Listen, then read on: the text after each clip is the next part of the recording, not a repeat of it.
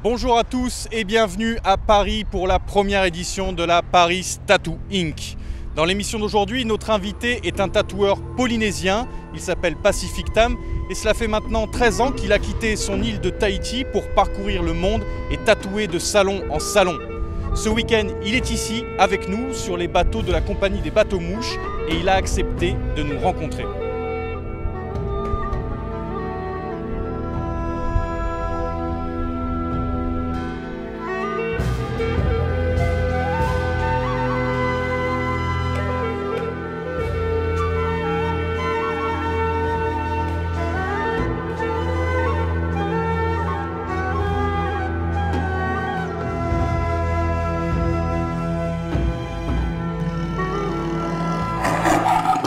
Tama, bonjour, merci d'avoir accepté notre invitation. Alors comme tu m'expliquais, toi tu es de Tahiti, c'est ça? Et tu es sur la route depuis 13 ans, donc tu es ce qu'on appelle un tatoueur nomade. Tout à fait, je suis nomade depuis assez longtemps et j'ai commencé à voyager tout seul. Après j'ai fait ma famille et ma famille a un monsieur avec moi. Et donc tu continues à voyager et à tatouer avec ta famille maintenant? Tout à fait. Et comment ça se passe? Comment tu arrives à concilier cette vie de voyage et cette vie avec ta famille? C'est un peu aussi l'appui familial. C'est eux qui me donnent un peu l'envie de faire partager la culture polynésienne dans l'Europe, quoi. Et généralement, j'ai fait une autre opportunité de pouvoir venir à Paris dans le Paris Tattooing et c'est très bien. Je remercie Bernard Soufflet pour l'appui. Horisei Tattoo. Et donc toi, ta spécialité, c'est le néo-polynésien. Est-ce que tu peux nous expliquer un petit peu ce que c'est? Le néo-polynésien, c'est quand même une base de données traditionnelle, mais avec un apport de, comment te dire, avec des graphismes et des styles, d'apporter de l'ombre, une dimension plus importante sur le fait que le black est le black, mais si on peut donner une dimension parfaite aux images qu'on puisse donner, ça serait excellent. Ça est le néo-polynésien. Alors, le polynésien est, comme le tatouage japonais, très très ancré dans la culture respective des pays. Le tattoo, c'est comme on appelle le tatouage dans mon pays. Déjà, à la base du mot, ça veut dire ta pour marquer et tau pour la génération. Et c'est important, depuis des générations et générations, on a pu apporter une évolution grande dans le tattoo, quoi. Tant que la culture japonaise et tous les peuples primitifs tribaux, quoi. Mais ont apporté beaucoup de choses. Jusqu'aujourd'hui que le tatouage maintenant est un effet mondial connu, qu'on puisse apporter plus une marque de génération dans toutes ses formes, que ce soit dans le réalisme, le néo-tribal ou quoi que ce soit, quoi. Et les Japonais en fait partie. Quand on a des invités du Japon aujourd'hui à la Paris Tattoo Inc., c'est intéressant de les rencontrer, quoi. Alors exactement, nous on les a rencontrés cet après-midi et je vous propose de voir les images tout de suite.5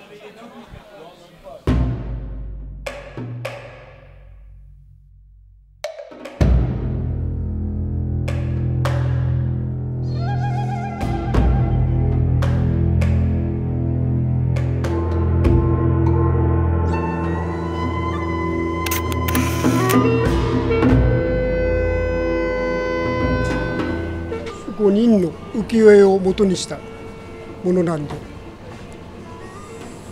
1981頃、そのぐらいかもしれない、80年ぐらいかもしれない。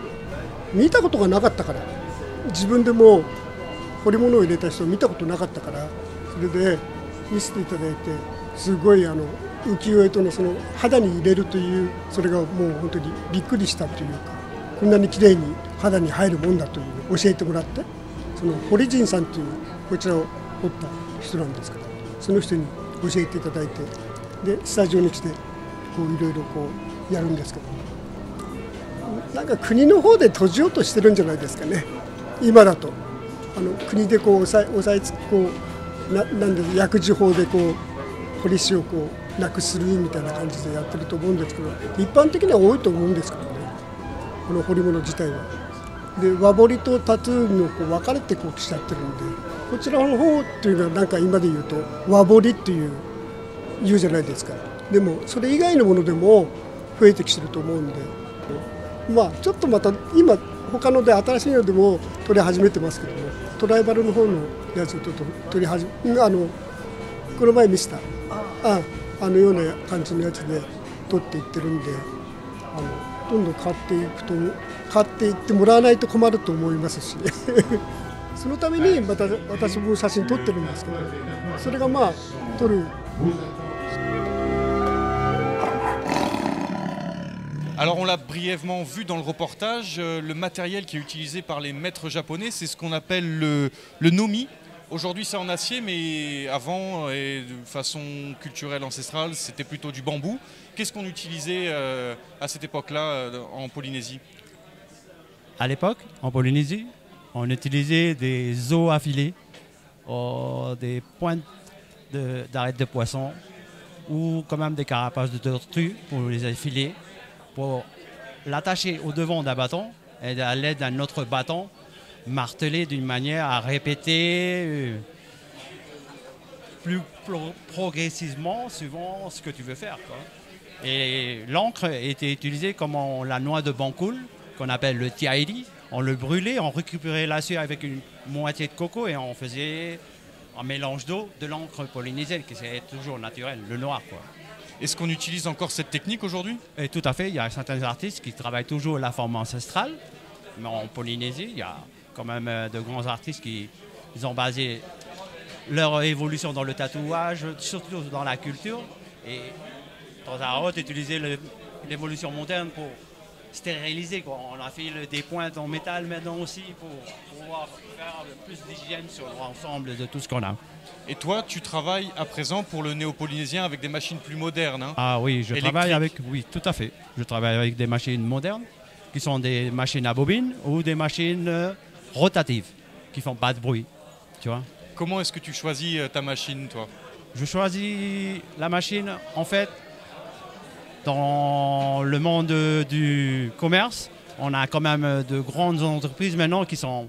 Tu sais que le tatou a évolué depuis de 15 ans, a évolué expansivement sur le commercial de tout style, quoi. Semi-professionnel, professionnel, amateur, on a tout ce qu'il faut maintenant. Tu as une opportunité de voir des grands builders qui conçoivent les machines et qui ont fait leur nom dans le monde. Et tout le monde reconnaît de bonnes machines en écoutant un peu l'histoire du tatou, quoi, ou du tatou. Et aujourd'hui, les tatoueurs sont en fait très attachés à leur machine. On s'en est rendu compte, on en a rencontré certains et ils nous en ont parlé.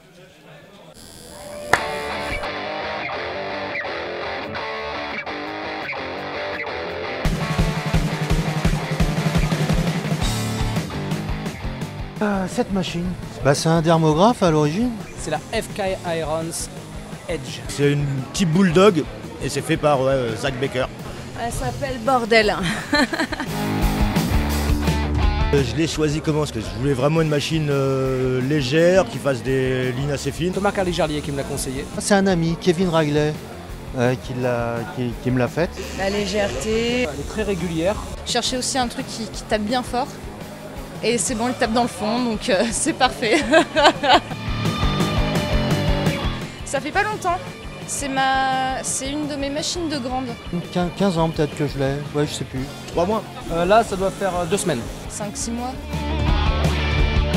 Comment ça marche? C'est un électroaimant. Qui va faire bouger la masselotte. Et puis là, tu as un point de contact. C'est ce qui fait que l'aiguille ressort et re-rentre. Il y a un courant tout simplement qui arrive, qui est traité par un petit boîtier, voilà, qui est ici. Il transforme le courant, il l'envoie dans la machine et après ça alimente un moteur. Ça tourne, ça actionne un petit mécanisme dans la buse et qui vient appuyer sur le petit bout de l'aiguille et qui vient faire ça. On va en avoir une bonne quinzaine, je pense. Une bonne douzaine. Une vingtaine, trentaine. Eh, sérieux, tu veux pas arrêter de nous poser des questions? Tama, est-ce que tout au long de ton parcours, tu as eu la chance de recevoir des récompenses pour ton travail? Je pense que si tu as le tatou dans la passion, la récompense que tu as, c'est d'évoluer de plus en plus dans ce monde et de faire de grandes relations, des amis, des connaissances, d'apporter un peu plus de connaissances en toi-même déjà et de le partager aux autres. Quel regard tu portes, toi, sur les styles qui se sont développés aujourd'hui, comme le réalisme, comme le pointillisme? Écoute, toute cette nouvelle apport sur l'art du tatou nous a donné quand même une évolution grande, qu'on puisse aujourd'hui se dire le tatou est dans la société. On peut lever les poings. Avant, on levait les poings, on dit out of the society. OK? Maintenant, c'est extraordinaire comment l'évolution du tatou nous a apporté l'envie de se faire partager l'émotion de savoir que tu vas avoir une marque à fleur de peau et tu vas le faire partager à tout le monde. En fait, c'est un secret de toi-même. Et l'évolution, elle est extraordinaire, extraordinaire. Donc le partage, quel que soit le style, quelle que soit la façon. Ouais, qu'importe le style, la façon, le tatou, c'est du tatou, quoi. Une ligne est une ligne, un noir est un noir, un nombre est un nombre. On va voir que d'autres artistes travaillent d'une manière différente, chaque style, mais ils apportent quand même une évolution extraordinaire du tatou. Maintenant, on peut lever le bras, le tatou maintenant, c'est dans la société, in the society. Alors dans les conventions comme aujourd'hui, il y a des jurys qui sont là pour récompenser le travail des tatoueurs qui font ici. Et je te propose de voir les résultats tout de suite. Tiens, mets-moi un petit jingle d'entrée.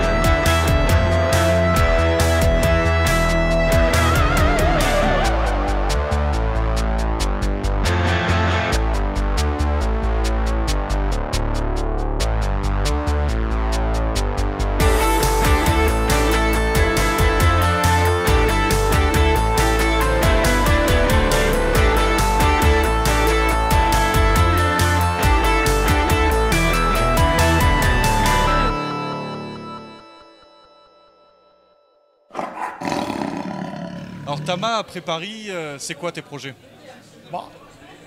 Mes projets, c'est de continuer dans l'exploitation du tatouage dans le monde entier. Et mon prochain parcours, ce sera peut-être le Portugal, à Porto.